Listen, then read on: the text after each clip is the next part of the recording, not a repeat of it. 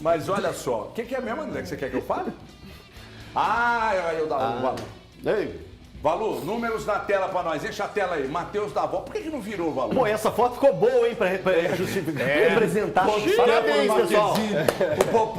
O Popó tem a verve, a perspicácia e botou essa foto. Esse aí sou eu quando chega a fatura do cartão. Essa cara. Um jogador que chegou ainda quando o Paulo Pezzolano era o treinador, não teve, ele na primeira oportunidade, né, ele vai muito mal, uma infelicidade ali, ele acaba sendo expulso.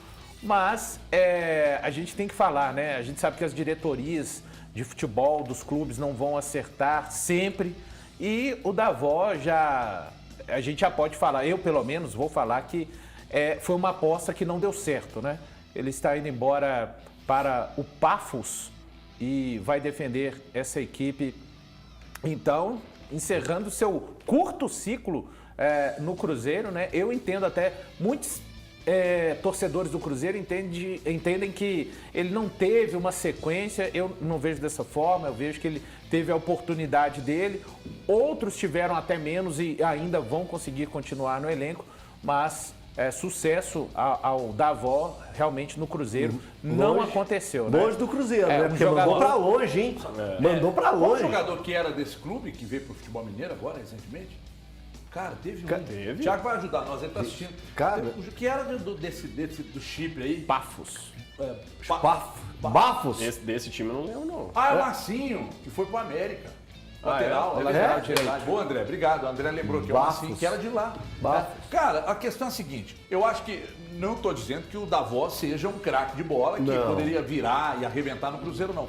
Mas eu acho que ele está dentro da média, por exemplo, os medalhões que foram contratados, não tem ninguém jogando nada. Então, não, até menos pior tem sido Vital. Saiu uma reportagem ontem do Hoje em Dia, do Ângelo Drummond, fez uma matéria mostrando os números dos jogadores. O Ângelo Drummond é do Felipe Drummond? Nada, não tem parentesco. É só sobrenome. Mas mostrando os números dos jogadores do Cruzeiro de ataque. Do Carlos Drummond? De Andrade? Não, e também do Santos Drummond? Nem também. Até porque não é Drummond, do Roberto Drummond, pode ser. Do Roberto Drummond eu acho que tem parentesco. Tá na veia, né? O quê? Ué, não sei. O Roberto Drummond era atleticano, mas o Felipe Drummond não era atleticano. Não, mas então, esse comparativo que ele fez. Você deu um destaque que não era necessário. Não era isso, né? Cruzeirense? Não, o Felipe é declarado. Americano, né?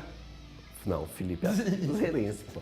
Não, mas falando a respeito desses números que o Ângelo levantou, eu acho muito interessante mesmo, assim, pra gente falar, que resume um pouquinho do que é esse ataque do Cruzeiro. Porque quando a gente vai diretamente no Davó, que são os números horrorosos, os dos outros atacantes do Cruzeiro também, na atual temporada, também são muito ruins. E isso pegando um levantamento de grande parte do Brasil, o time do Cruzeiro não consegue marcar, não tem um atacante que tem um destaque na atual temporada. Então a crítica tem que ser feita para o ataque do Cruzeiro. E isso que a gente tem que entender o que está acontecendo para o Cruzeiro não conseguir marcar. Será só a transição de meio campo e ataque? Será que é só o meio campo do Cruzeiro que não cria para colocar a bola ali na frente? Não. Tudo isso tem que ser muito bem explicado. E é claro que o Pepe está fazendo o trabalho do jeito que tem que ser feito. Deixa eu arrumar a defesa primeiro e depois eu vou arrumando. É claro que o Campeonato Brasileiro cobra e isso tem que acontecer nas próximas rodadas. Eu fui aqui no 1-0 para o Cruzeiro contra o Grêmio, porque o Grêmio, por mais qualidade técnica individual que tenha, é um time que aí nós não podemos falar que não é competitivo, mas ainda não está acertado.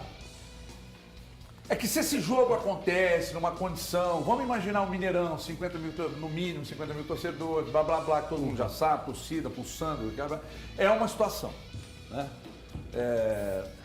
Tem gente que acha que a condição que é a condição que será oferecida no final de semana é ideal, então eu respeito. Mas dá para pulsar o Independência também. Mas não é a mesma coisa. Só lembrando que eles se enfrentaram na Série B o ano passado e o jogo foi no Independência. O Cruzeiro venceu por 1-0. O Cruzeiro ganhou de 1-0, exatamente. Mas eu coloquei que o Cruzeiro ganha esse jogo por 1-0 e eu acho que tem possibilidade sim, Valor. Não estou falando para fazer onda. Ô Everton e amigos, é o seguinte, o Cruzeiro tem 54 pontos em disputa dentro de casa. Eu imagino, até um abraço para o Samuel Venâncio, deve estar nos assistindo. O Cruzeiro precisa de fazer, pelo menos, no nosso entendimento, 60% ou perto disso nos jogos em casa. Ali, que dá algo mais ou menos dos 57 dá algo próximo de 34 pontos. Você está preocupado e já está começando a fazer conta da segunda Não, rodada, mas eu, Joe. não, eu estou de acordo com a minha projeção desde Tem o um início, amigo né? meu aí, de vou brigar. contar quem é, não. A sua projeção para esse jogo é de quê? Você pensa assim, que você colocando a tabela, sempre muitos torcedores fazem isso, de colocar a tabela e ir colocando aqui, esse jogo eu posso perder, ponto, esse Ô, jogo Elton, empate, esse jogo então, vitória. eu Tem vou alguns ser- que são obrigações. Por exemplo, o torcedor do Atlético, no jogo de sábado, ele tinha colocado vitória. Não estava na conta dele nem empate, nem derrota contra o Vasco. Ou seja, o Atlético já vai ter que buscar em outras situações esse resultado. A derrota para o Corinthians, ela estava na conta do torcedor do Cruzeiro. É uma derrota que estava na conta. Se Mas é viesse um empate... preocupante. Preocupante? É, vou te Ah, contar por quê. Vou assim- te contar por quê. Você não prestou atenção quando eu falei que eu tava lá em Porto Alegre, eu falei, você não prestou atenção. Acho você que é não um gosta de- ponto. Você sabe como que é o Vou ponto. dizer uma coisa pra você. Por que me preocupou? O Corinthians fez pra mim dos piores jogos da temporada. Sim. Os piores jogos da temporada e conseguiu ainda abrir um 2-0 contra o Cruzeiro.